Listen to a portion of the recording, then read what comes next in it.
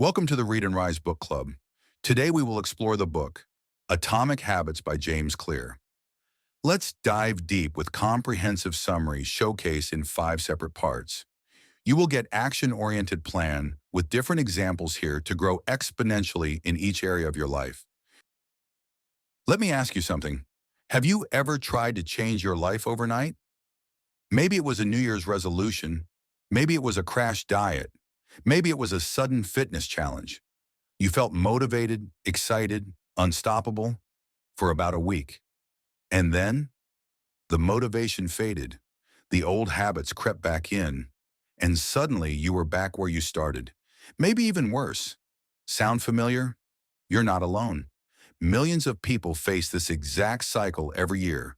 Big dreams, big plans, big failures. And here's the truth. The problem isn't you. It's your system. Today we're diving into Atomic Habits by James Clear, a book that has transformed millions of lives because it doesn't just tell you to change your habits, it shows you how. And not through massive, intimidating goals, but through tiny atomic changes that compound into life-altering results. So grab your seat, because by the end of this video, you won't just understand habits, you'll have a blueprint for reshaping your entire identity, one small step at a time. Why habits matter. Here's the truth that most people ignore. Your habits shape your life more than your goals ever will. Think about it. Your bank account is a reflection of your financial habits. Your health is the result of your eating, sleeping, and exercise habits.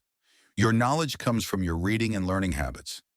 Goals set the direction, but habits determine the destination. James Clear puts it perfectly. You do not rise to the level of your goals. You fall to the level of your systems. That means if your daily system, your habits, are broken, no goal will ever save you. But if your system is solid, your success becomes inevitable. And this is why habits matter, because they're not just actions. They're votes for the type of person you want to become. The power of small changes.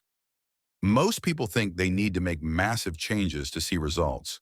They want to overhaul their entire life in 30 days. They want to go from zero to hero overnight. But science and life don't work like that. The magic is in small, consistent changes. Let me share a story from Atomic Habits that perfectly illustrates this. For decades, British cycling was a joke. They hadn't won a competition Tour de France. They hadn't taken home Olympic gold medal. In fact, one company refused to sell them bikes because they didn't want their brand associated with such failure. But then came Dave Brailsford. He introduced a philosophy called the aggregation of marginal gains. Instead of chasing big wins, he asked, where can we improve by just 1%? He focused on everything like seat comfort, nutrition, even the pillows athletes slept on. And here's the crazy part. Within 5 years, the team dominated. They won the Tour de France multiple times. They collected Olympic gold medals like candy. How it all happened? Not by giant leaps, by stacking small, consistent improvements that compounded into greatness. That's the power of small changes. Or take the story of the Chinese bamboo tree. For years, you water it and see nothing. No growth, no movement. People might even laugh at you for wasting your time. But in the 5th year, something incredible happens. The bamboo shoots up, sometimes 80 feet in just 6 weeks. Was the growth sudden? No. It was built underground, in the roots, all along. Your habits are the same. They might not show results immediately, but keep watering them. Keep showing up. One day the results will explode. Habit 1, make it obvious. Let's start with the first law of behavior change. Make it obvious. Here's the deal. Habits start with cues. If you don't see the cue, you don't take the action. If the cue isn't obvious, the habit doesn't even start. For example, if your guitar is hidden in the closet, how often are you going to practice? If your running shoes are buried under a pile of clothes, how often will you go jogging? If your phone is always by your bed, how often will you scroll late at night? The cue is everything. So how do we make habits obvious? Let me give you 3 strategies straight from Atomic Habits. 1. Habit stacking. Pair a new habit with an existing one. For example, after I brush my teeth, I'll floss one tooth. After I pour my morning coffee, I'll open my journal. After I take off my shoes, I'll stretch for 2 minutes. This works because your brain loves linking behaviors. Old habits become triggers for new ones. 2. Environment design. Make cues visible. Want to eat healthier? Put fruit on the counter, not cookies. Want to drink more water? Keep a bottle on your desk. Want to read more? Leave a book on your pillow. Your environment should be designed to pull you toward good habits, not tempt you into bad ones. 3. The cue craving connection. When you see something often, your brain begins to associate it with action. If you walk into a gym every day, eventually the smell of rubber mats and the sight of weights trigger your desire to exercise. That's why visibility matters. What you see shapes what you do. And here's the emotional truth. Your environment is stronger than your willpower. If you keep unhealthy snacks at home, you'll eat them. If you surround yourself with distractions, you'll indulge. But if you surround yourself with cues for growth, success becomes automatic. Let's explore Sarah's transformation. Let me give you a real-world example. Sarah wanted to lose weight and get healthier, but she always fell back into junk food late at night. Her willpower would run out, and she'd grab chips. When she read Atomic Habits, she realized her problem wasn't her discipline. It was her environment. So she redesigned her kitchen. She put fruit and nuts on the counter. She moved chips to the back of the pantry. She prepped water bottles and kept them in visible places. Within weeks, her cravings shifted. Without even realizing it, she started reaching for healthy snacks. Not because she was suddenly more disciplined, but because she made her environment obvious. She didn't change overnight. She didn't rely on willpower. She changed her cues. And that made all the difference. Now, pause for a second and ask yourself, what's one habit you want to build? And what's one way you can make the cue obvious? Drop it in the comments because when you write it down, you make it real. And who knows, your idea might inspire someone else here. So that's habit 1. Make it obvious. If you don't see it, you won't do it. Design your environment, stack your habits, and watch your life change. But here's the question. Seeing the cue is one thing.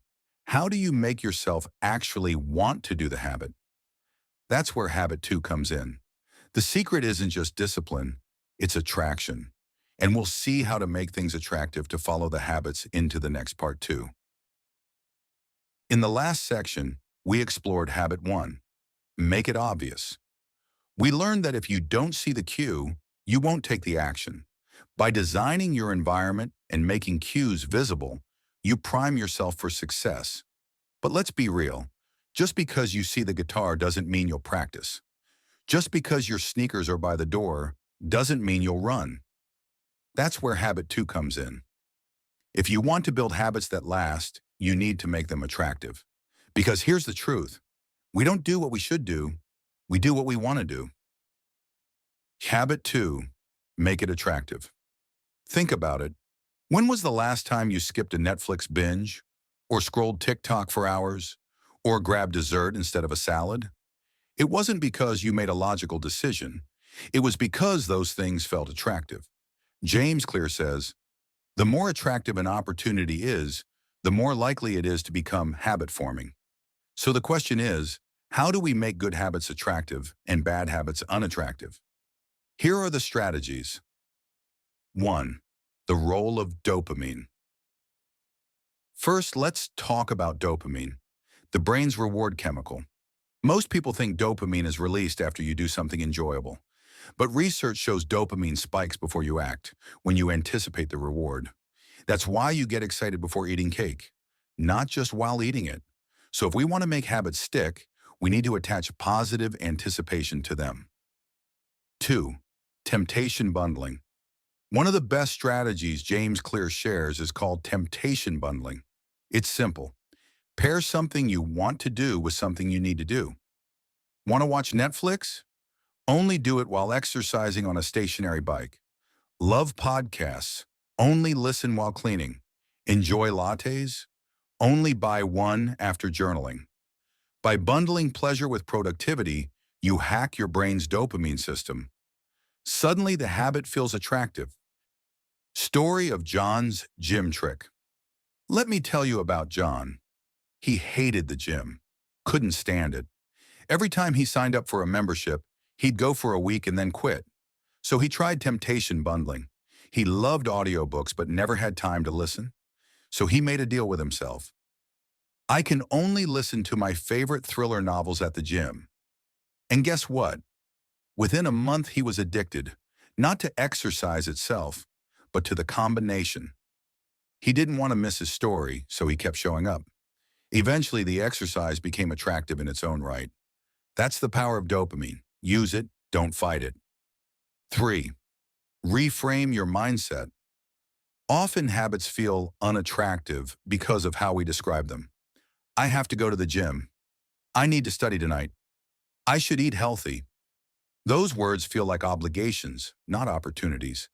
But what if you reframe them? I get to move my body and build strength. I choose to study so I can grow. I'm lucky to have healthy food available. By changing the language, you change the feeling. And by changing the feeling, you make the habit attractive. 4. Surround yourself with the right people. Habits are contagious. We pick them up from the people around us. If your friends are always eating fast food, chances are you will too. If your colleagues gossip, you'll be tempted. But if your circle values growth, learning, and health, you'll be pulled upward.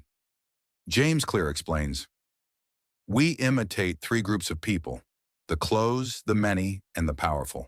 That means we copy our family, our peers, and people we admire. So here's a truth bomb. If you want better habits, find a tribe where your desired behavior is the normal behavior. You don't rise to your highest ambitions. You fall to the expectations of your environment. Make sure those expectations attract you toward growth, not drag you down. So let me ask you today, what's one habit you've been struggling to make attractive? And how could you bundle it with something fun or reframe the way you see it? Comment below. I want to see your creativity. So habit 2 teaches us, don't fight your cravings, redirect them, make your habits irresistible. But here's the catch. No matter how attractive a habit feels, if it's too hard, you won't do it. That brings us to habit 3, make it easy. Habit 3, make it easy. Have you ever promised yourself, tomorrow I'll go to the gym for 2 hours, or I'll read for an hour every night? Then life hits, you're tired, and suddenly the habit feels impossible. The truth? Most people don't fail because of lack of motivation. They fail because they make habits too hard. The secret to success isn't massive effort, it's reducing friction. James Clear calls this the law of least effort. Our brains are wired to choose the easiest option. So if you want a habit to stick, you need to make it the easy option. 1. Reduce friction. Want to play more guitar? Keep it on a stand in your living room, not hidden in the case. Want to eat healthier? Prep meals in advance. Want to exercise more? Sleep in your workout clothes. Every bit of friction removed increases the chance you'll follow through. Let's explore the story of Alex's reading habit. Alex wanted to read more, but always ended up scrolling Instagram instead. So he made one tiny change. He placed a book on his pillow every morning. That way, when he got into bed at night, the book was staring at him. The result? He read 1 page, then 2, then chapters. By the end of the year, Alex had finished 12 books. Not because of willpower, not because of motivation, but because he made reading easy. 2. The 2-minute rule. James Clear shares one of the most powerful hacks ever, the 2-minute rule. It says, when you start a new habit, it should take less than 2 minutes to do. Want to start running? Put on your shoes. Want to meditate? Sit on the cushion for 2 minutes. Want to floss? Start with 1 tooth. The idea isn't to stop at 2 minutes. The idea is to make starting so easy you can't say no. Because once you're in motion, momentum takes over. John's push-up habit story. John hated working out, so he created a rule. Just do 1 push-up a day. That's it. Sounds silly, right? But here's what happened. 1 push-up turned into 5, 5 into 10. Soon he was doing full workouts because the hardest part wasn't the workout, it was starting. The 2-minute rule tricks your brain into consistency, and consistency beats intensity every time. 3. Focus on repetitions, not results. Here's a story James Clear shares in the book. A photography professor divided his class into 2 groups. One group was graded on quantity. They had to take as many photos as possible. The other group was graded on quality. They had to submit just one perfect photo. At the end of the semester, guess who produced the best work? The quantity group. Why? Because they practiced. They got better through repetition, not theory. That's how habits work too. Don't chase perfection, chase repetitions. The more you repeat, the easier it becomes. Mastery follows repetition. Perfection is the enemy of progress. Don't wait for the perfect plan. Start small, start messy, start now, because every repetition is a vote for your future self. Here's a challenge for you. Think of one habit you want to build. Now shrink it down to a 2-minute version. What's the tiniest step you could do today? Share it in the comments. I want to see how small you can go. So far we've covered Habit 1. Make it obvious. Cues matter. Habit 2. Make it attractive. Make it irresistible. Habit 3. Make it easy. Reduce friction. Focus on repetition. But there's still one problem. Even if a habit is obvious, attractive, and easy, how do you make sure it sticks long term? That's where Habit 4 comes in. Make it satisfying, and that's exactly what we'll dive into in Part 3. Habit 4. Make it satisfying. Here's a question. Have you ever tried to build a habit that felt like a chore? Maybe eating healthy, saving money, or waking up early. You start strong, but soon you stop. Why? Because there was no immediate reward. Humans are wired for instant gratification. Thousands of years ago, survival depended on responding to immediate needs: food, water, shelter. Our brains evolved to crave quick wins. That's why junk food is tempting, but long-term dieting isn't. That's why social media is addictive, but meditation is hard. One gives instant dopamine, the other delays it. James Clear says, "What is immediately rewarded is repeated. What is immediately punished is avoided." If you want habits to stick, they must feel satisfying. Now, not just in the distant future. 1. The habit loop. All habits follow a loop. Cue, craving, response, reward. If the reward isn't satisfying, your brain won't wire in the habit. It'll forget. That's why you need immediate reinforcement. 2. Use visual rewards. One of the best strategies? Habit tracking. Jerry Seinfeld used the "don't break the chain" method. Every day he wrote a joke, he crossed off a day on the calendar. Over time, the streak itself became satisfying.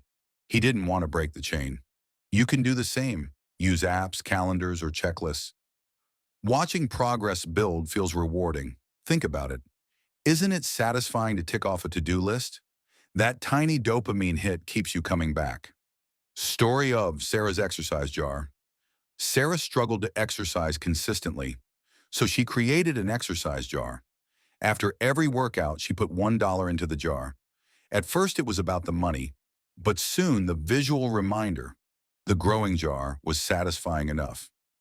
By the end of the year, she had built a strong habit and rewarded herself with a vacation. The secret wasn't the jar.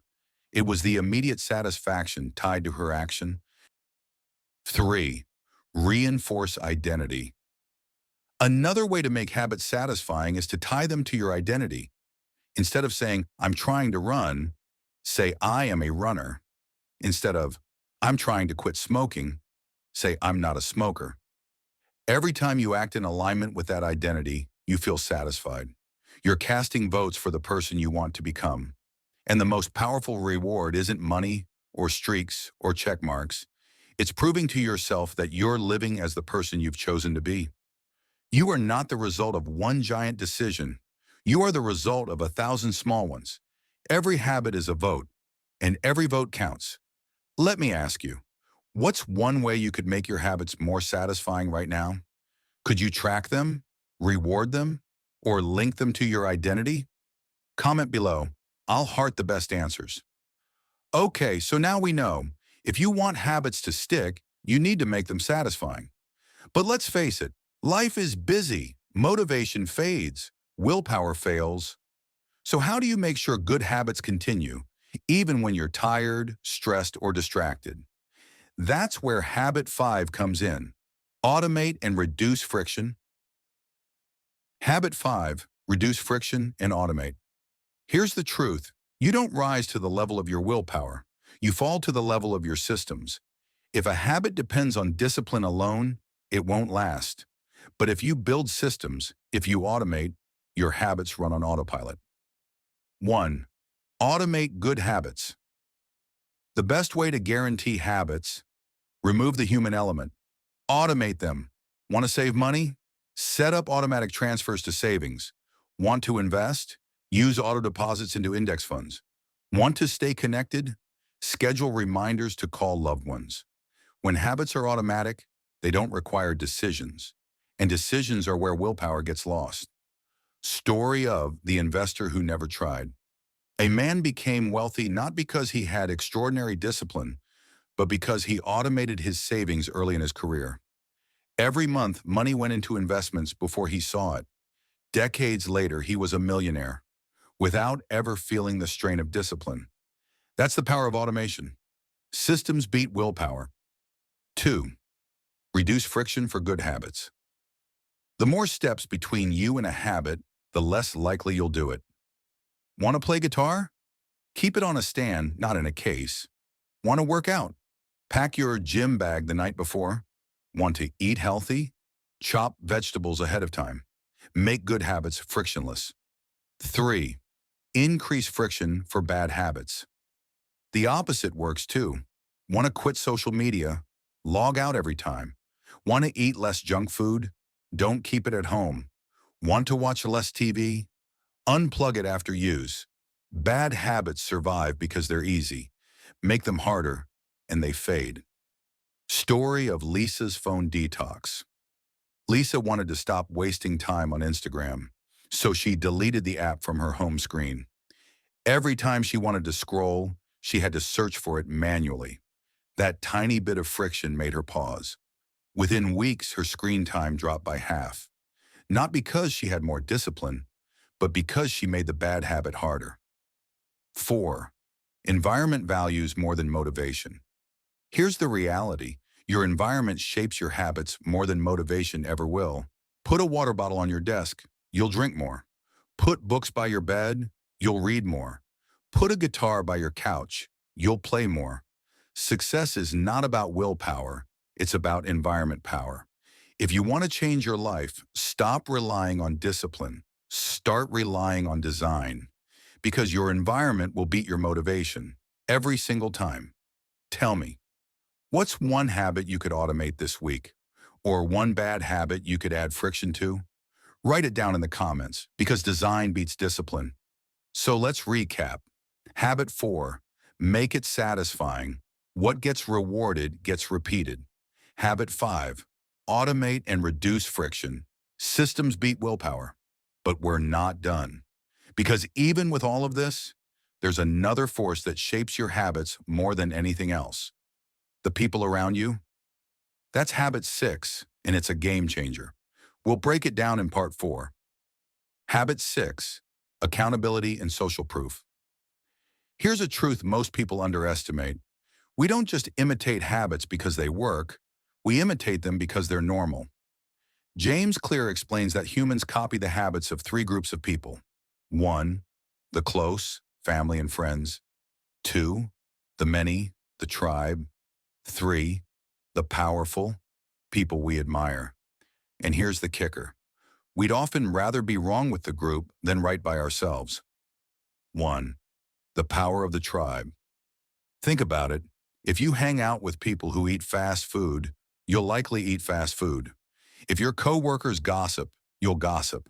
But if your friends are into fitness, you'll feel inspired to work out. Your tribe sets the standard. and your brain doesn't want to be an outcast, so it adapts to fit in. Story of Jessica's running club. Jessica wanted to start running, but always struggled alone. Then she joined a local running club. Suddenly, skipping a run wasn't just skipping exercise. It meant letting her group down. Within months, she ran her first marathon. Not because her discipline skyrocketed, but because her tribe expected it. Accountability turns I should into I must. 2. Public commitment. When you make your goals public, accountability skyrockets. Imagine announcing, I'll post one video every week for a year. Now you've set expectations. Your audience will notice if you quit. This pressure isn't negative. It keeps you consistent. 3. The role of mentors and models. We also copy the powerful, the people we admire. If a mentor, a coach, or even a celebrity models a habit, it becomes attractive to us. That's why fitness influencers inspire workouts, and entrepreneurs inspire hustlers. Our brains are wired to learn by imitation. Show me your friends and I'll show you your future. If you want to change your habits, change your circle. Because your tribe will either pull you higher or hold you down. Now tell me, who's someone in your life who inspires your habits, good or bad? Share in the comments. And here's a challenge. Tag one habit you want to adopt and the community you'll join to support it. So habit 6 shows us that we become the average of our tribe. But even with the right people, habits don't transform your life overnight. The real magic comes from habit 7, the power of 1%. Habit 7, the power of 1%. Most people think success requires massive action. They imagine overnight transformations, dramatic before and afters, grand gestures. But James Clear reminds us, success is the result of tiny, consistent improvements. Just 1% better each day. 1% may feel small, but here's the math. If you improve by 1% daily for a year, you're 37 times better. If you get 1% worse every day, you decline to nearly zero. That's the compound effect. Small choices stack up into massive differences. Story of British cycling. Remember the story of British cycling? For decades, they were embarrassingly bad. But under coach Dave Brailsford, they focused on marginal gains, improving everything by just 1%. Seat comfort, nutrition, aerodynamics, sleep quality. Those tiny improvements didn't seem like much day to day, but together they created Olympic champions. Within years, British cycling dominated the world. That's the power of compounding habits. 1. The plateau of latent potential. Here's the problem. Most people quit before they see results. They're stuck in what James Clear calls the plateau of latent potential. It's like heating an ice cube. At 25 degrees Fahrenheit, nothing happens. At 30 degrees Fahrenheit, still nothing. At 31, 32, 33, still no change. But at 32 degrees Fahrenheit to 33 degrees Fahrenheit, boom, the ice melts. It looks sudden, but it wasn't. The energy was building all along. Your habits are the same.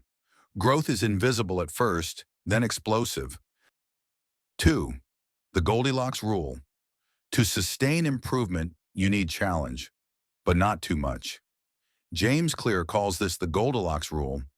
Tasks should be just hard enough to stretch you, but not so hard you give up. That's why growth isn't about crushing yourself. It's about staying in the sweet spot where habits remain engaging. Story of the chess master. Magnus Carlsen, the world's greatest chess player, avoids playing only against weak opponents. He'd get bored, but he also avoids only playing against far stronger ones. That would crush confidence. Instead, he plays in the Goldilocks zone, challenging enough to grow, but achievable enough to win. That's how mastery is sustained, by never leaving the sweet spot. 3. Kaizen, continuous improvement. In Japan, there's a philosophy called Kaizen, continuous improvement. Companies like Toyota became world leaders not because of massive breakthroughs, but because employees improved tiny processes daily. 1% improvements, forever. That's the mindset you need. Habits are not about perfection. They're about progress. Your future isn't decided by one big leap. It's decided by small steps, repeated daily.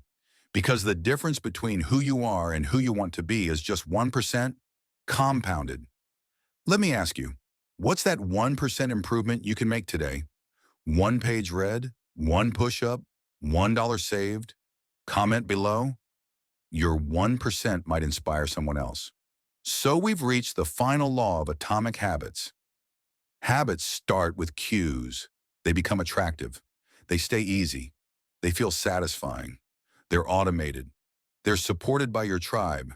And they compound through the power of 1%. But there's one last piece we need to talk about. Identity, because habits aren't just about what you do. They're about who you are. And that's where we'll go in our final wrap-up. We've covered the 7 laws of habits, making them obvious, attractive, easy, satisfying, automated, supported by your tribe, and compounded over time. But here's the truth. The most powerful habits are not about what you do. They're about who you are. Because the goal isn't to run a marathon. The goal is to become a runner. The goal isn't to write a book. The goal is to become a writer. The goal isn't to quit smoking. The goal is to become a non-smoker. This is the deepest lesson of atomic habits, identity-based habits. Identity-based habits. Most people build habits backward. They focus on outcomes. I want to lose 20 pounds. I want to save $5,000. I want to write a novel. That's fine, but it's surface level. The problem is, once you hit the outcome, motivation fades. James Clear flips the script. Don't start with outcomes. Start with identity. Ask, who do I want to become? If you want to lose weight, become a healthy person. If you want to save money, become a disciplined investor. If you want to write, become the kind of person who never misses a writing session. Every action you take is a vote for that identity. One workout is a vote for being an athlete. $1 saved is a vote for being financially free. One page read is a vote for being a reader. Your habits are not just actions. They're proof of who you are becoming. Story of the smoker who quit. A man trying to quit smoking was offered a cigarette. Most people would say, "No thanks, I'm trying to quit." That's an outcome-focused answer. It means he still sees himself as a smoker. But this man replied, "No thanks, I'm not a smoker." See the difference? The first identity is fragile. It depends on willpower. The second identity is solid. It's who he is. That's the power of identity-based habits. Small wins reinforce identity. Every time you stick to a habit, no matter how small, you reinforce your chosen identity. You want to be a fit person? Every push-up is proof. You want to be a reader? Every page is proof. You want to be a leader? Every act of courage is proof. The question isn't, did I succeed today? The question is, did I cast a vote for the person I want to be? Identity is not built overnight. It's built vote by vote, habit by habit. And here's the best part. You don't need unanimous votes. You just need a majority. Even if you miss sometimes, as long as you keep voting, your identity wins. Final lessons. Let's tie everything together. Habits are the compound interest of self-improvement. Tiny changes, consistently applied, create massive results. Success isn't about motivation. It's about systems. If you design your environment, automate good choices, and add friction to bad ones, success becomes inevitable. What you track grows. What you reward gets repeated. What you punish fades. Your tribe matters. Surround yourself with people who live the habits you aspire to. And above all, habits aren't just about outcomes. They're about identity. Every action you take is a vote for the kind of person you want to become. Story of the ice cube revisited. Remember the ice cube? At first, nothing happens. The room warms from 25 degrees Fahrenheit to 31 degrees Fahrenheit, and the cube doesn't budge. Then suddenly, 32 degrees Fahrenheit, it melts. Your habits are like that. For weeks, months, maybe years, it feels like nothing's changing. But underneath, you're building momentum. And one day, the results explode. That's why you must never quit too soon, because success was just 1 degree away. So here's my message for you. You don't need to change your life overnight. You don't need to wait for motivation or willpower or some magical moment. You just need to start. Read 1 page, save $1, do 1 push-up, write 1 sentence. It may feel small, but those small actions are proof. They are votes. They are bricks in the foundation of your future self. And if you keep going, one day people will look at you and say, "Wow, how did you do it?" And you'll smile because you'll know the truth. It wasn't one giant leap. It was 1%, repeated daily. If this breakdown of atomic habits inspired you, here's what you can do right now. Hit like if you believe small habits can change big lives. Subscribe for more life-changing book summaries and growth strategies. And drop a comment below. What's one small habit you'll start today? Because when you declare it, you commit to it. Remember, your future is built by your daily habits. Make them count. This is your chance to transform. Not tomorrow, not next week,